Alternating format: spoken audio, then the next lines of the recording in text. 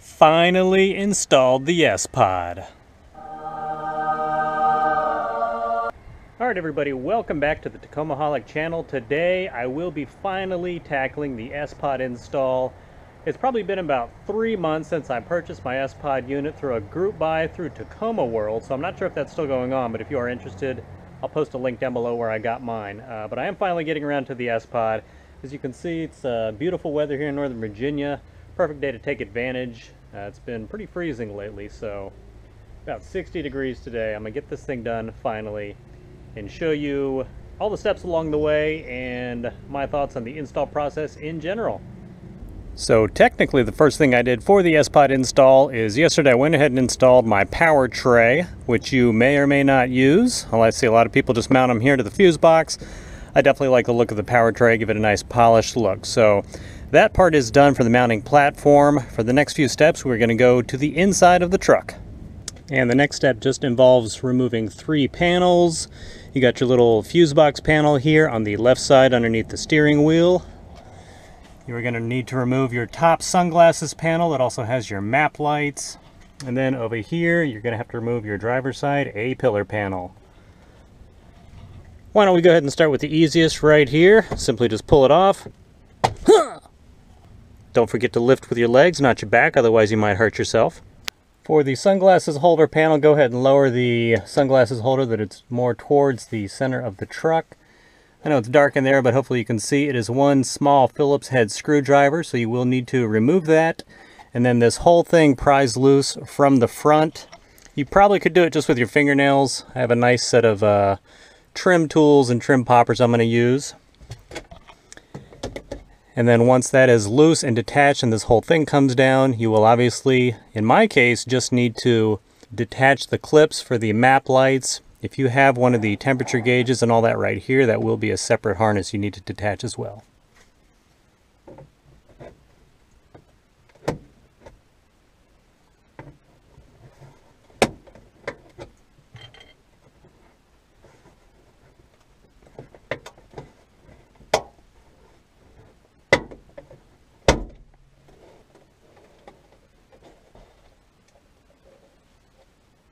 For the A-pillar plastic panel, you will probably just have this tab and another one down here to remove. You can see I've got my ram mount here, so I'm going to take that off and then show you how to pop these off, but they do just come right off.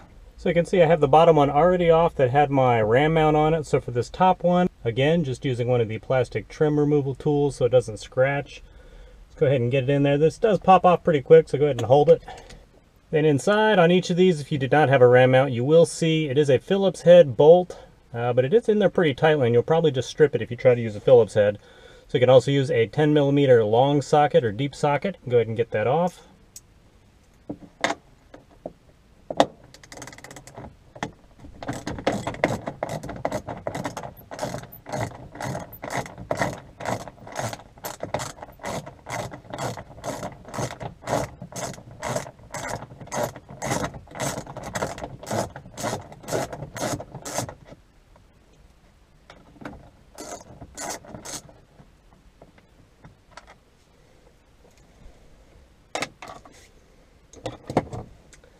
Once you have both of these bolts out, this does just pull right off.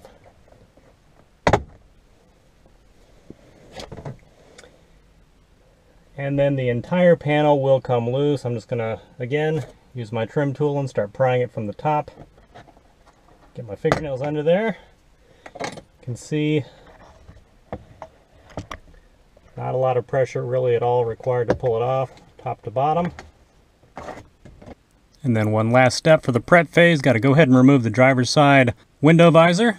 2 Phillips screws on this side. Next part involves using a hanger to thread this through the firewall from the engine bay to the inside of the truck. So first thing I want you to do, go into your wife's closet and pick out the cheapest hanger you can find, throw whatever's hung onto it onto the bed, and then use that for this project. She shouldn't be mad if it's a cheap hanger, but either way, let me know how that works out for you. Okay, I'm going to go ahead and get this as straight as possible. It is unwound, and I made it as straight as possible handways. I'm just going to go ahead and take some of my snips and cut off the ends here, so I don't have to mess with any of that when I'm feeding it through the engine bay. Alright, good to go. So I will be feeding my hanger from the engine bay into the inside of the truck, and this is the time on sprockets when I realized it might have been a little easier on myself not to install the power tray first, because I know you probably can't see it, but where I'm pointing, about 8 inches below my finger in the firewall, is where all the engine wires are running from the engine bay on the inside. So my hanger should be long enough just to thread this through. I'll just have to be careful and have a little more patience since this is in the way.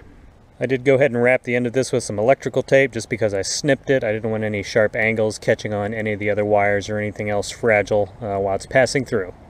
And you can see here I have the hanger run through the firewall down there. Quick amateur tip. If you can see the, let me try to get my light over there.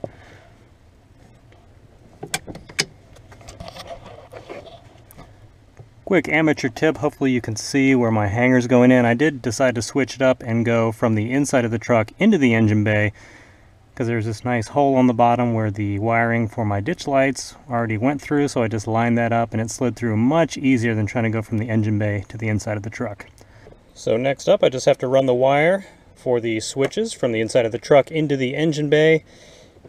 Just remember you see the white end and the gray end. The gray end goes to the switches on the inside of the truck. The white end will actually go to the sPOD unit in the engine bay, so that is what we need to run through. So first things first, I'm going to go ahead and use some electrical tape again to tape this end of the wiring harness to my feed line so I can pull that through without it coming loose.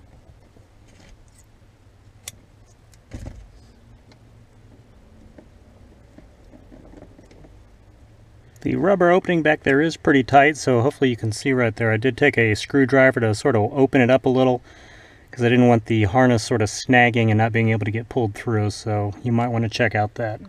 Okay, first attempt to pass this through the firewall failed miserably, so you can see I rewrapped this. I wrapped the actual hanger, sort of spiraled around the loom here, used probably half a roll of electrical tape, and then I took some large screwdrivers and even some chisels to make a larger opening in the rubber seal over there. After I get this through, obviously I will get some kind of fire preventative material to fill in any extra holes, but this should work now, so fingers crossed. Well, I finally got that through the hole. You can see how much of a pain that is. That's about 1 inch wide. I feel like I just gave birth, but I got it through. Now to just take off this 10 feet of electrical tape and on to the next step.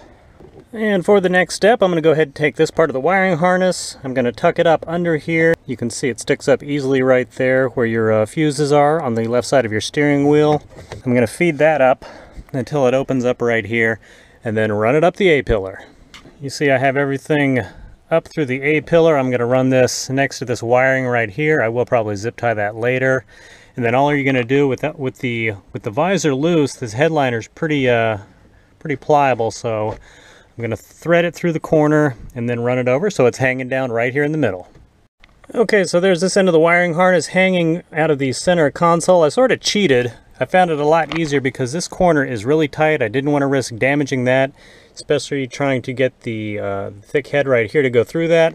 So I just sort of started right here, slid the whole thing under and pulled it through, and then worked backwards from here. This is all very loose, you can see, and then just slid the wire in there. Now I'll just tighten this up. I will go ahead and reinstall the visor, and that will tighten up the headliner.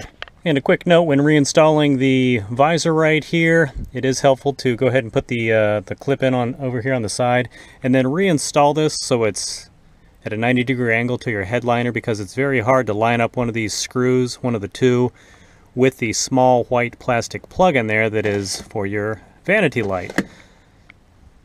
Next part of the install is definitely going to be the most fun. We get to actually cut into the plastic where the actual switch panel will go. By far the easiest way to do this is with a Dremel tool with some kind of bit just like that. If you don't have a Dremel tool, go out and buy one. You will definitely need it for all kinds of fun Tacoma projects. My sPOD did come with this template. You can see here's what I need for the switch, This is the measurement to run the back of the plug out the back of the plastic. So what I'm probably going to do, I'm just going to cut this out a little bigger. I have some good double-sided tape here, and just attach that directly to this so I can get my lines started with my Dremel, and then go ahead and cut out the whole piece. There's the double-sided Scotch tape installed, and there's my cutting template pressed down on top of the tape. One of the main reasons I like using this light double-sided tape is if you get this on there and you see it's not quite centered or parallel to some of the lines here, you can simply peel it back up and replace it without any issues at all.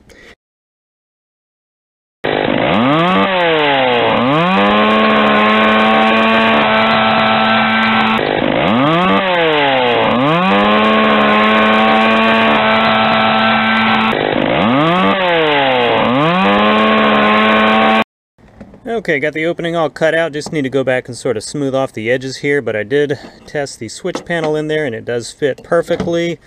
Wanted to point this out real quick. I did let the Dremel get away from me when I started because I was focused on keeping the line as straight as possible. So this is the chuck, I guess, was rubbing against the plastic, so that's certainly an eyesore. So just be aware of that. It's a lot of people probably say, oh, I'll never do that, but it's before you realize what's going on, it's already happened, so just be aware. Now I just got to cut another small rectangle on the back where the wiring harness will pass through. I'm not really going to measure that because you'll never even see this, so I'm just going to eyeball it and go ahead and cut that out. And there's the switch panel all installed, nice tight fit, everything perfectly lined up, and aside from my little boo-boo over here on what will be the passenger side, so I might not even see it because the switch will hide it from my line of sight, I think it looks pretty good. You can see the plug coming out the back, so next thing, all I got to do really, it's just a bunch of tidying up, connecting the sPOD to the battery, and then getting power to everything, and then putting all the panels back on. So after initially struggling with this for a little while, I did have the power tray installed before the sPOD. I would recommend just go ahead and mounting the sPOD to the power tray like you see there, and then I'm going to reinstall the power tray and plug everything up. It makes it a lot easier because it is really tight under there to try to screw these in from the bottom. Before you actually mount the sPOD with the platform, go ahead and take the wiring harness that is powering the switches, and you need to run it up from the bottom of the platform through this little rubberized waterproof hole. I was trying to do this with it already attached and it was really a pain, and it reminded me of that scene from Ace Ventura 2 where Jim Carrey's coming out of the fake rhinos. Cut on these rhinos. I'm going to go ahead and run that and then install this back on. It's alive! And there's the sPOD unit mounted to the power tray. The plug for the switches is installed. This is all good to go. Now I just need to take the ground and I'm going to mount it to the grounding bolt right here on the side of the engine bay. And then take the positive for the unit and mount that directly to my positive battery terminal, and we should have power at that point.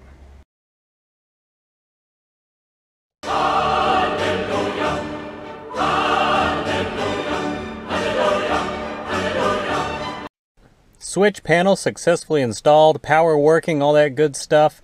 Went ahead and reinstalled the center console here. Now I just need to maybe put a zip tie or two on this just to tighten it up and tuck the slack away in the dash over here and put that panel back on with the grab handle. Go ahead and reinstall this, covering the fuse box real quick, and other than that, I am pretty much done. Alright everybody, so for the time being, I did go ahead and mount my sPOD to the power tray with these little spacers attached, just because it made it a little easier to get the wiring done, just because sort of dragging on and I wanted to get it done so I could do the video. But with the power tray, it does come with longer screws here, so you can actually remove this bottom part and then just attach the sPOD without these spacers directly to the platform down here.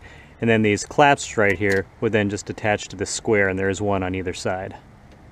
And then with the cover of the sPOD off, you can see it is very easy to wire future accessories. Each of these fuses and the attachments down here represent one of the switches, so I would just need to add the ground and the positive wire to each of these, and then use one of these stickers supplied with the kit to mark the appropriate switch on the inside of the cab. So super clean install. Can't wait to try this out with some of my accessories in the near future. Of course, now that the sPOD is installed, there are a ton of things I need to wire up to the sPOD and start using. I have 3 things purchased right now, so I thought it'd be fun. I'll probably do a thing on my community section here on my YouTube page, doing like a poll to see which of the three you guys think I should install first, and then do the first install video on that item. So stay tuned for that during this week. Okay everyone, that will do it for the sPOD install video. While it did take longer than I expected, hopefully some of the things I learned along the way that I offer my opinion on in the video might save you a lot of time and headache if you do this yourself. Other than a few minor snags, I believe the install went pretty well, and it's something I think anyone can do with a little patience. If this is your first time stopping by, please consider subscribing. Likes are always appreciated on the video, comment below, and hit the bell notification so you're notified every time I upload, which is twice a week. Enjoy the rest of your weekend, and I will see you in the next video.